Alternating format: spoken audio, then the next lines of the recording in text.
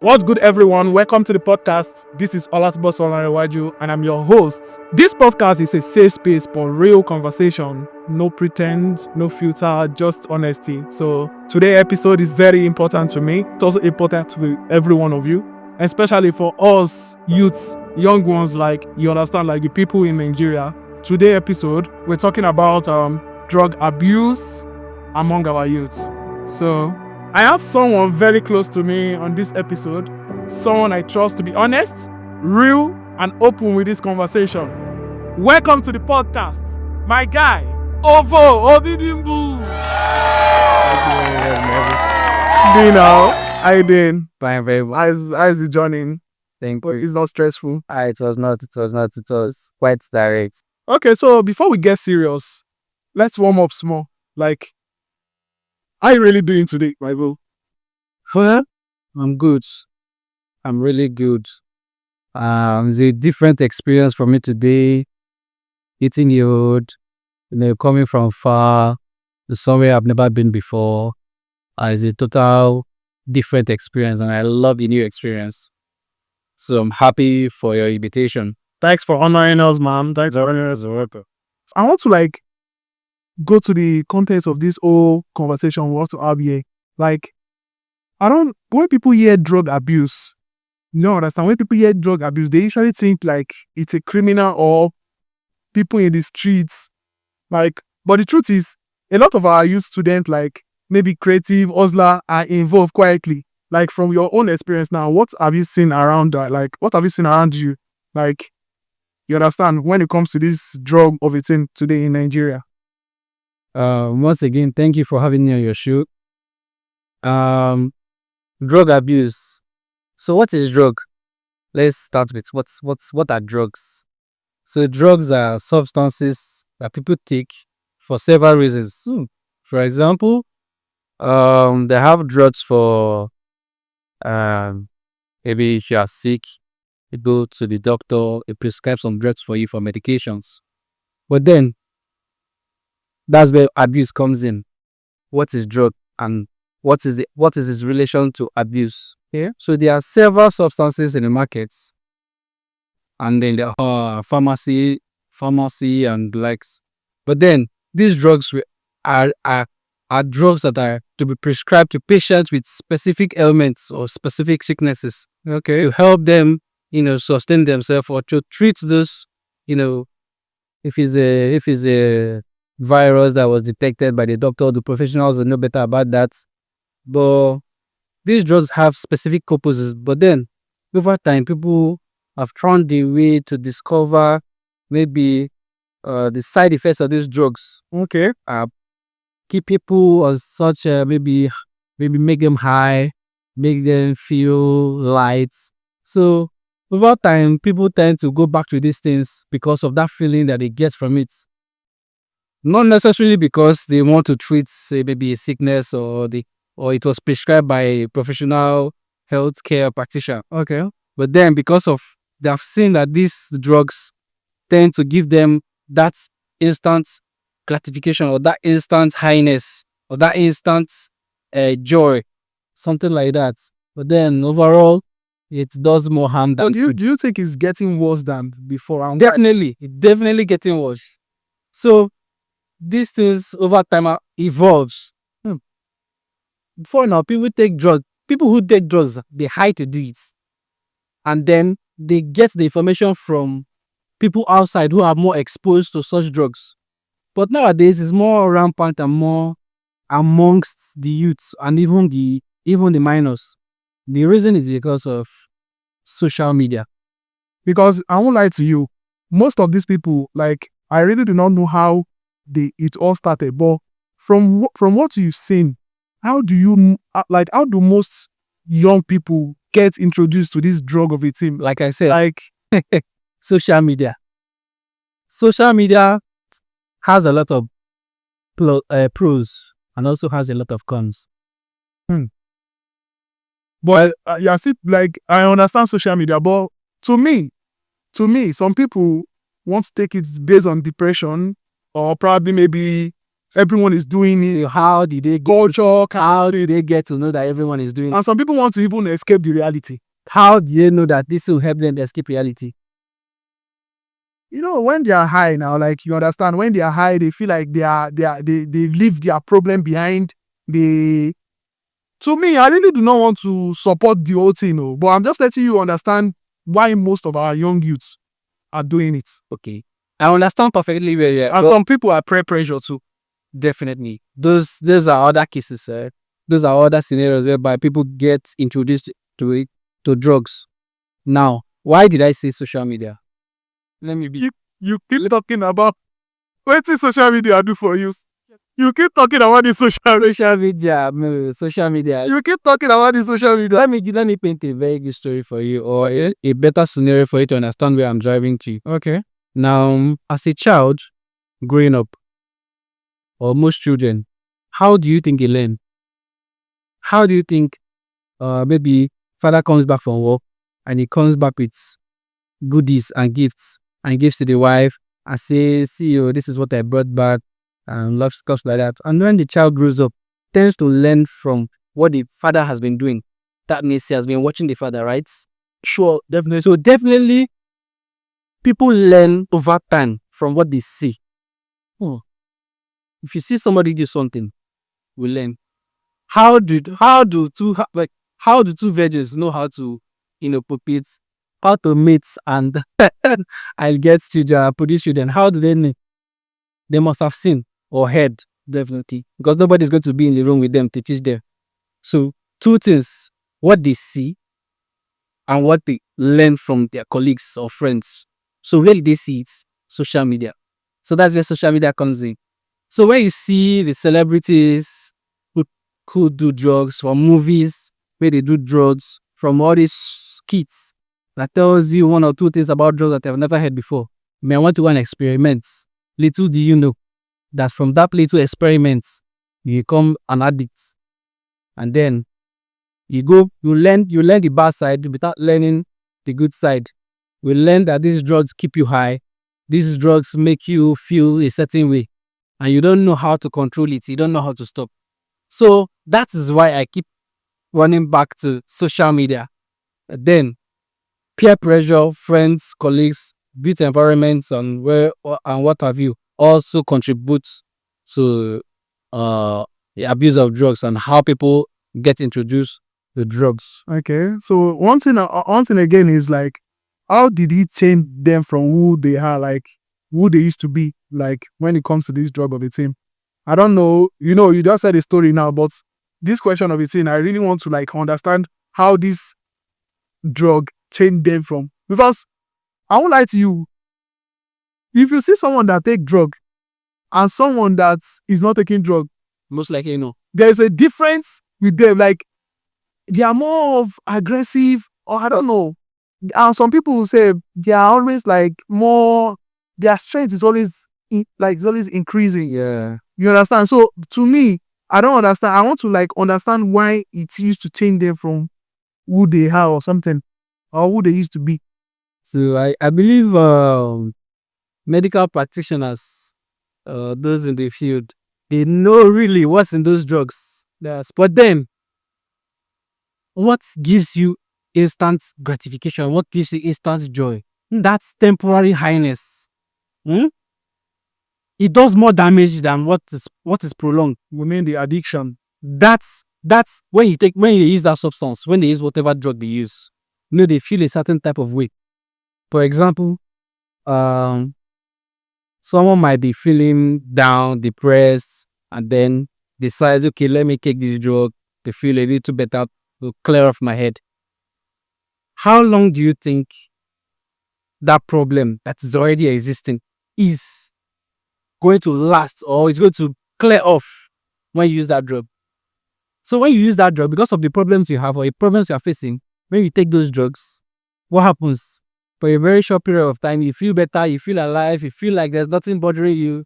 Then, after a year of, it'd be like you go back to reality again. Me, I just know that like there are some consequences of drug abuse, like people don't see or don't talk about when it comes to like the mental health, the broken relationship, the lost opportunity, health issues, go like identity loss, legal troubles. So at what point do you think like someone can control it, like becoming a lie or something? So the truth is that's where addiction comes in. Addiction now makes it impossible for people to revert or to reverse those actions. Now, because they are used to feeling a certain type of way, Okay. they are no longer in tune with reality. They don't know how to feel the normal way they're supposed to feel as humans. Those drugs that they use make them feel extraordinary, give them extra power, gives them those the motivation which was not even in existence. Do you understand what I mean? Some people who are shy normally, who have a very shy personality, but then when they take drugs, you see them acting strange. You'll be like, is this not the guy that I know? No, it's not this guy that doesn't know how to talk or something like that. So then those drugs gives you extra morale. But then when you are now you are not in tune with those drugs you are taking, over time you see yourself not being able to go back to reality or go back to your real self. Such that if you go back, maybe you are not high on drugs, you're not able to perform, you're not able to do what you were doing earlier, you have to go back to those. Just take, for example, why do some musicians tell you that, if I never smoke canna, more inspiration, no, they come, that kind of thing. You say you get. Why do you have to rely on taking substances for them to get inspiration? That's because they have relied so much on those drugs that they are no longer in tune with reality. So they can't even do it on their own. They cannot do it. Let's be honest. Like, let's be honest. Do you think this is a huge problem, or like, do you feel like where do the parents get it wrong, or probably maybe like the society? Like, how did they contribute to this? That's a very good question, because the society at large has a major role to play. If these substances are not allowed in, will they have access to them? So you mean the government is doing some, like, I'm mentioning governments, but then I'm not mentioning government. For real, the governments, they have put structures in place to avert the abuse of these substances, because I am very much aware of some certain agencies that are against these drugs, and then they fight tooth and nail to make sure that people don't carry illicit drugs or sell them to people who it was not professionally prescribed to. So that one is aside. But then, as a society generally, we need to curtail how we promote these substances inadvertently. What do I mean? In movies, as we're allowed to see, these drugs are being used like it's a normal thing. From the Western culture, the Western movies that we watch, what do? They portray all these substances to teach the young ones who are innocently watching these movies to just be entertained. But then they learn something from the movie. They learn that, this guy uses drug, or he used one white substance and he was able to do this kind of thing. What if I try and get my hand or lay my hands on such substances? I can be able to perform as much. That's one. Another scenario or another thing that contributes, our immediate environment, our immediate celebrities, our immediate the people we look up to. Yeah, like role model. Our role models, or let's say role models to some people. Yeah. So they take these things in their music videos for them to some people.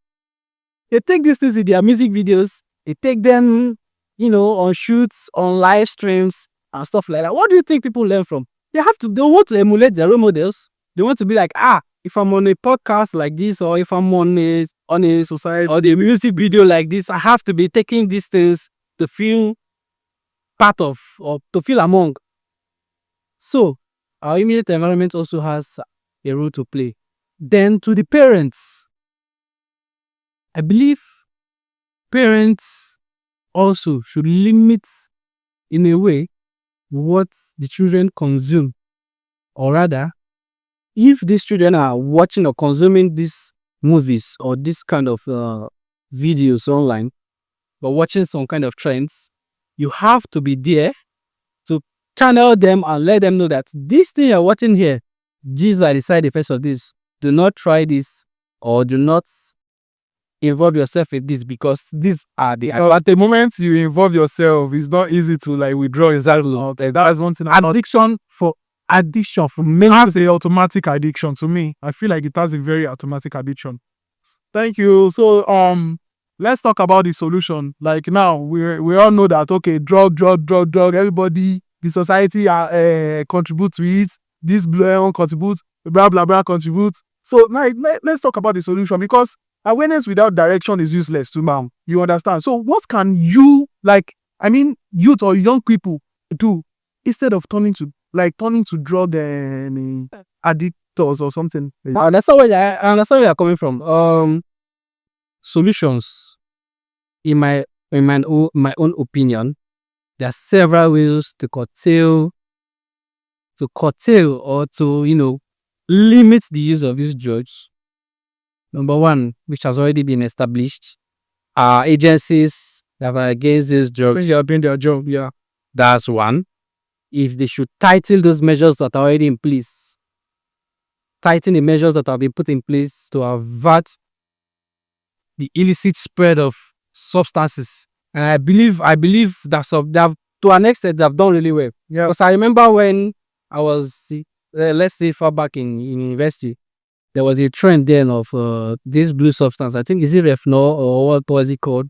There's one blue substance that these boys usually take. That their tongue is blue. So see, I don't even know, but I just know that I stay in a very rural area, so I'm privileged to some information and to some things. I see so many things, which I can say I'm very glad that I was not, I didn't get influenced.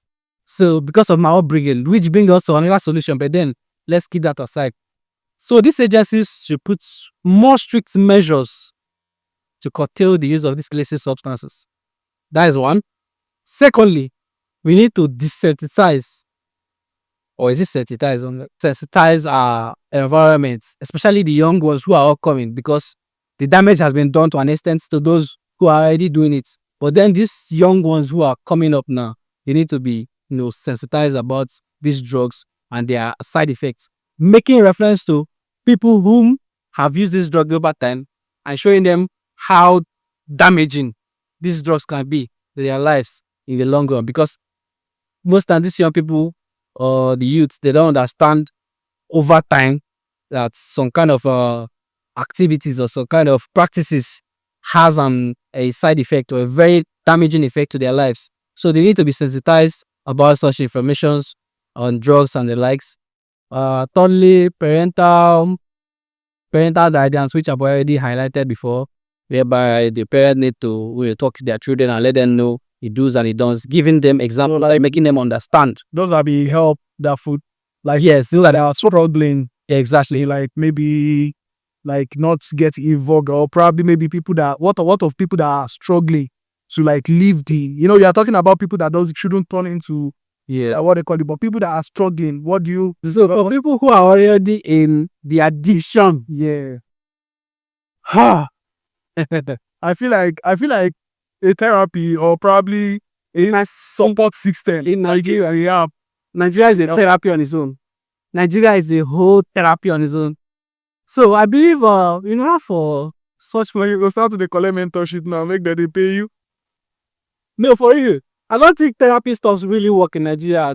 Maybe those from the neighbor babies or those from some kind of a, we cannot be telling somebody in Mushi who's already used to taking something like that therapy. Can he afford therapy? He's only looking for the daily 200 or 1K to buy the canna and smoke for it to feel alright. What if you give those people money?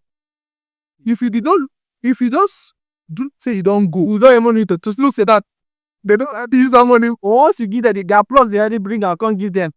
They don't understand how money don't share for this guy. So one way or another, we self or the environment, we even contribute to this guy, because you see this guy, you know that this guy obviously does drugs, but then you see handing cash. Okay, let me do it this way. Okay, I want you to like look at my audience and tell them, like, if someone is listening to you right now, okay, and is battling with drug abuse silently, what will you say to them? My brother, first of all, you need to start going to church. Go and pray. Pray very well. Meet your pastor and pray.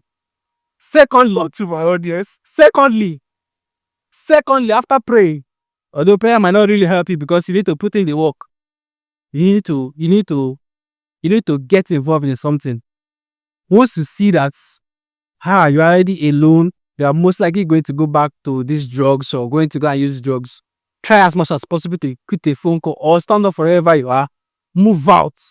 Go and meet a friend that you know that doesn't appreciate drugs. Move out of your comfort zone. Move out of that place that confinement that will make you use those drugs. Move out. Or you call somebody to come and get you where you are. Okay, so to sum it up, I would say I want you guys to know that you are not weak. You are human, The human. but you deserve so not escape. Yeah. So you understand? Yeah. So they can also use therapy. You know, that's But it doesn't therapy in Nigeria does not work now. They just find some therapy section. No, therapy works, but then it requires the patients to be very much dedicated or ready for it. Okay, so now quick question for my host here. I said for my host. Quick question from you. One thing youths need to know that is more than what do you think youth need to know that is more than drugs in Nigeria? That is more harmful than No, what do you think youths could know instead of them getting involved in drug? What do you think they can actually put their other channel. yes. Okay, so yes, that's a very good point because I believe if you are pretty much engaged, you know what causes addiction is when you are less busy. You have time to do drugs. Yeah. If you are engaged, you are doing something with your hands, something you derive joy doing, because those drugs they derive joy taking those drugs. But then if you are busy with something much more productive, that you know that at the end of the day, after doing this stuff, you get paid for it, and you are actually happy doing this thing. If you are involved in such activities, I believe you will not remember to go do those jobs, and with time it will reverse. But then I have a very good experience with him. I was battling with an addiction. Okay, I will not mention that here because I know.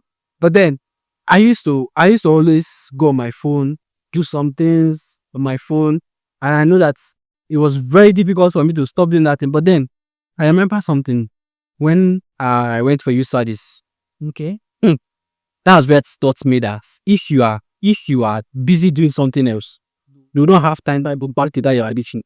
Now during that youth service, I was pretty much engaged from the onset because I was very much interested in this NYSC because I've been hearing stories about NYSC, posted to different places. So I did my NYSC in a show, and fortunately for me, I was made a platoon leader.